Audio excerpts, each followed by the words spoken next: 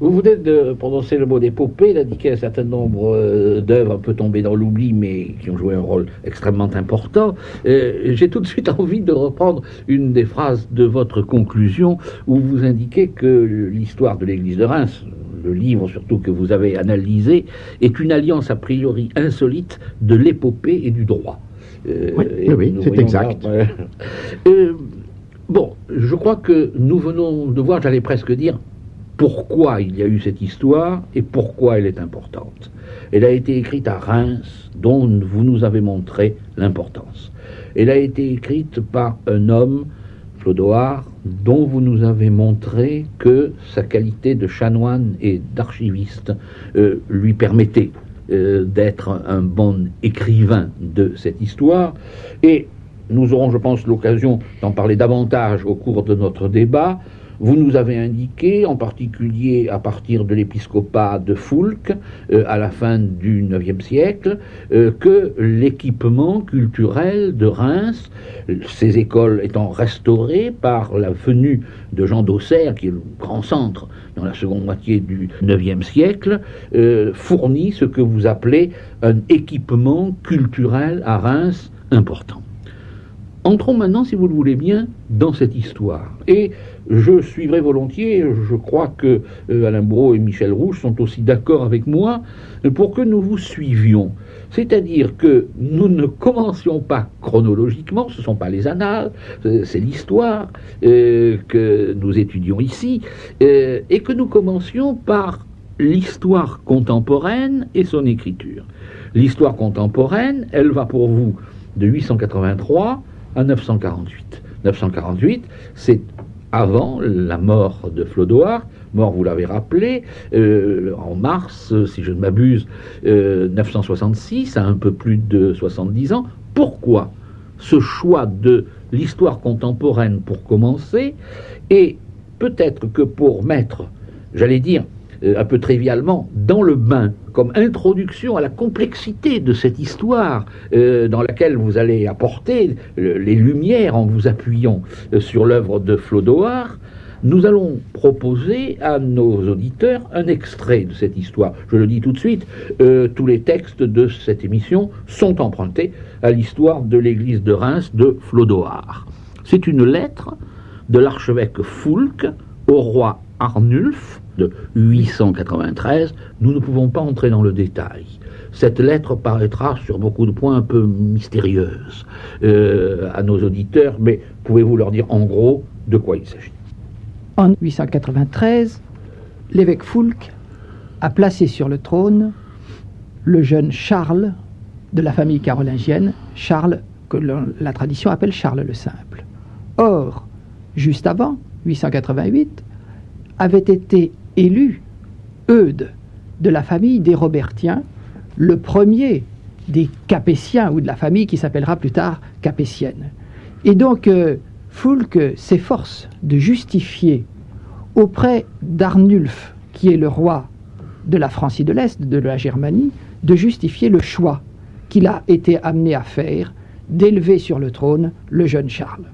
Nous sommes donc dans cette période qui s'ouvre et qui va être très complexe sur le plan de l'histoire politique, de conflits entre la famille ancêtre des Capétiens, celle qu'on appelle la famille des Robertiens, et la famille carolingienne, dont les derniers souverains vont régner au cours de ce Xe siècle. Dans une lettre à Arnoux, roi d'Outre-Rhin, en faveur du roi Charles qu'il avait sacré dans son jeune âge, il lui fait connaître les causes de cette élévation parce qu'il avait entendu dire qu'Arnoux en avait été indisposé contre lui. Il lui rappelle qu'à la mort de l'empereur Charles, oncle d'Arnoux, il était parti pour se rendre auprès de lui dans le désir de vivre sous son gouvernement et sa domination, mais que ce prince l'avait laissé partir sans lui donner ni conseil ni consolation. Que n'ayant plus d'espérance en lui, il avait été forcé de se soumettre à la domination de cet homme, c'est-à-dire d'Eudes, qui, étranger à la famille royale, avait tyranniquement usé du pouvoir royal dont il a subi à regret la domination jusqu'à ce jour. Qu'ayant désiré voir Arnoux sur le trône, c'était pour cela qu'il s'était rendu auprès de lui. Mais comme il n'avait trouvé en lui aucun appui, il avait fait ce qui restait à faire, c'est-à-dire qu'il avait choisi pour roi le seul rejeton de la famille royale dont les prédécesseurs et les frères avaient été rois. Quant à ce que le roi lui reprochait qu'on n'eût pas fait ce choix auparavant, il se justifie en disant qu'à la mort de l'empereur Charles, lorsqu'Arnoux refusa de prendre le gouvernement du royaume, Charles était alors fort jeune d'âge et de jugement et incapable de tenir les rênes de l'État. Qu'à la veille d'une furieuse attaque des Normands, il eût été dangereux de le choisir pour roi. Qu'aussitôt qu'ils l'ont vu arriver à un âge où il pouvait se ranger à un avis salutaire, ils l'ont choisi selon Dieu, pour veiller aux intérêts de l'État, voulant l'établir sur le trône, pour qu'il fût utile au royaume et à Arnoux lui-même. Quant à ce qu'il avait osé le faire, sans prendre l'avis d'Arnoux, il affirme qu'ils ont été fidèles aux usages des Francs, qui, à la mort du roi, choisissent quelqu'un de la famille royale ou de ceux qui ont droit à sa succession, sans consulter ou interroger aucun roi plus grand ou plus puissant. Donc, c'est à cette date, non pas de 893, mais de 883, que vous faites commencer l'histoire contemporaine, et effectivement, c'est très important, puisque le grand personnage de cette église, après Saint-Remy, qui est l'archevêque Hincmar, est mort, comme vous l'avez dit, je crois, en décembre 882.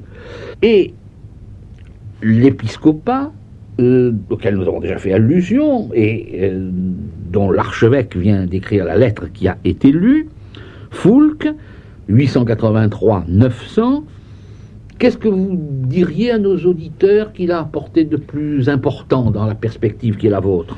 Alors, ce personnage a d'abord eu le malheur d'être le successeur d'Hincmar. Malheur historiographique, parce qu'il n'est jamais bon d'être le successeur d'un grand homme. Or, ce Foulques est un personnage, j'allais dire, de la même envergure qu'Hincmar. Alors, qu'est-ce qui est important? Aux yeux de Flodoard, c'est que ce personnage a dirigé l'Église et a entretenu une correspondance avec laquelle Flodoard compose ses chapitres, une correspondance très assidue avec l'ensemble de l'Église et spécialement avec Rome. Or, nous nous apercevons que nous avons un seul archevêque de Reims pendant les 20 dernières années du IXe siècle, alors que nous avons au moins 7 ou 8 papes. Et avec chacun des papes, Foulques a entretenu une correspondance. Voilà un exemple, une des découvertes que j'ai faites au cours de ce travail, c'est de m'apercevoir à quel point, à cette époque où on présente généralement la papauté comme en pleine désorganisation et pleine décadence, la référence à Rome restait extrêmement importante, y compris à l'église de Reims.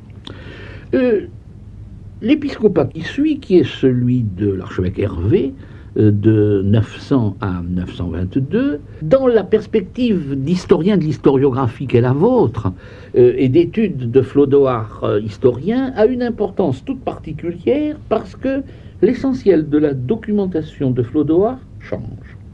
Alors, voilà encore un personnage qui est de la même envergure que les précédents. Voilà un personnage, lui aussi, qui n'a pas eu la chance historiographique d'être bien traité comme l'avait été Hincmar. Mais, en effet, dans l'œuvre de Flodoard, cesse à ce moment-là l'utilisation des sources. Pourquoi? Eh bien, très vraisemblablement parce que Hervé est le premier archevêque de Reims au service duquel s'est trouvé Flodoard. Il est entré à son service et il a commencé en 919, c'est-à-dire à la fin, évidemment, de l'épiscopat d'Hervé, il a commencé à rédiger ses annales. Et à partir de ce moment-là, on est entré vraiment dans l'histoire tout à fait contemporaine, celle qui ne s'écrit pas avec des documents, mais celle qui s'écrit selon ce que l'on a vu et entendu, et le témoignage direct est toujours considéré par les historiens du Moyen-Âge comme plus sûr que le témoignage indirect du document. Oui, ça je crois que c'est extrêmement important. Nous avons de la difficulté, après toute notre tradition d'érudition, de primat de l'écrit, de penser que pour les hommes du Moyen-Âge, le témoignage, la parole de celui qui a vu et entendu est le témoignage le plus important, le plus sûr. Alors que nous aurions tendance au contraire à avoir toutes les faiblesses de ce témoignage et du témoignage oral. Michel Rouge? Je me demande même si l'épiscopat d'Hervé n'a pas été fondamental pour l'évolution psychologique de Flodoard, car un prêtre est toujours marqué par la première personne qui l'a servi. Et est-ce qu'il n'a pas essayé de faire rentrer dans le moule d'Hervé tous les autres archevêques de Reims? Oui, moi je me posais une question sur ce tournant historiographique, en effet tout à fait surprenant. Pour Hincmar, un énorme dossier de lettres, ensuite pour Foulques, un dossier abondant. Alors, bon, l'hypothèse qui est proposée par Michel Saut, effectivement, est tout à fait probante d'un passage de relais dans la garantie, en quelque sorte. Mais je me demande s'il n'y a pas une hypothèse complémentaire qui serait que... Parce que ces lettres sont groupées pas seulement comme témoignages, mais comme monument juridique. Alors je me demande si Michel Saut fait remarquer que après l'époque carolingienne, les évêques ne sont plus considérés comme saints par Flodoard.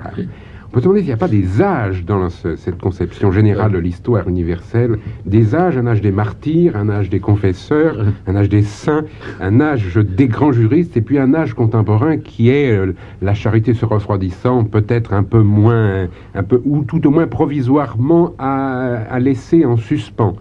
Et étant donné que cette histoire de l'Église de Reims a un petit aspect de liber pontificalis, c'est-à-dire de biographie organisée pape, mais aussi de recueil de décrétales en quelque sorte, on peut se demander si ces décrétales ne s'arrêtent pas à une époque juste antérieure, comme un recueil de décrétales ne suit qu'avec un certain retard la législation des papes. Oui, j'accepte tout à fait cette façon d'analyser l'œuvre de Flodoard. En effet, à partir de 900, on est dans le contemporain. Et donc, le contemporain ne sert pas de référence. Le contemporain est plus descriptif. C'est ce qui m'a justifié d'écrire mon livre dans ce sens. C'était ce qui m'a justifié de prendre la fin de l'œuvre de Flodoard au début de mon livre. Et ensuite seulement de reconstruire toute l'histoire depuis le début. C'est ce qui a été sa démarche. Moi, je me pose deux questions là en vous écoutant. La première, c'est que tous ces grands archevêques, dont chacun semble avoir une taille presque aussi grande que celle d'Hincmar, dont nous parlerons tout à l'heure. Est-ce que ce n'est pas le résultat d'un topos? Est-ce que ce n'est pas le résultat d'un stéréotype littéraire, mental, ou bien est-ce que, soit par le hasard qui existe aussi en histoire, il y a eu cette succession de grands prélats, et puis alors, si on veut devenir un peu romantique, on peut se dire, est-ce que dans ces temps si difficiles, pour arriver et se maintenir dans ces places éminentes, il ne fallait pas être des sortes d'athlètes de la religion et de la politique? Est-ce que ce ne sont pas des gens qui seraient bons pour la légende des siècles, pour Victor Hugo, ces grands archevêques? Michel Rouge. Est-ce que justement, je reviens toujours à Hervé, Hervé, ça n'est pas le dernier évêque normal avant le temps des troubles? Est-ce que, quand on a connu quelqu'un, on ne l'hypertrophie pas parce que c'était le temps où ça marchait? Alors, deux éléments de réponse, non pas pour voler au secours de Flodoard, mais je ne crois pas qu'il s'agisse de topos, pour les raisons suivantes. De lieu commun. Pour les raisons suivantes. La première, c'est que voilà deux notices qui sont écrites de façon très différente. La première, celle de Foulques, un recueil de lettres. La seconde, celle d'Hervé, écrite, j'allais dire, comme une biographie, disons, pour faire bref, avec les renseignements qu'il a pu réunir. Et sur Foulques, donc des documents objectivement rassemblés. Sur Hervé, une œuvre composée, mais, très important, nous avons aussi un recueil de documents, et je polémique un petit peu dans mon livre avec Robert-Henri Bautier, qui a voulu voir dans ce recueil de documents un recueil préparé par Flodoard pour écrire son histoire, pour s'en servir pour écrire son histoire, et je crois pouvoir montrer donc qu'on a sur Hervé à la fois bien sûr ce que nous a écrit Flodoard, mais chose exceptionnelle, aussi un recueil de documents qui nous montre un personnage d'envergure. Donc je défends mes deux évêques et je nie qu'il s'agisse de personnages qui a été... Je m'étais fait l'avocat du diable et vous avez été un très bon et très convaincant défenseur de Flodoard.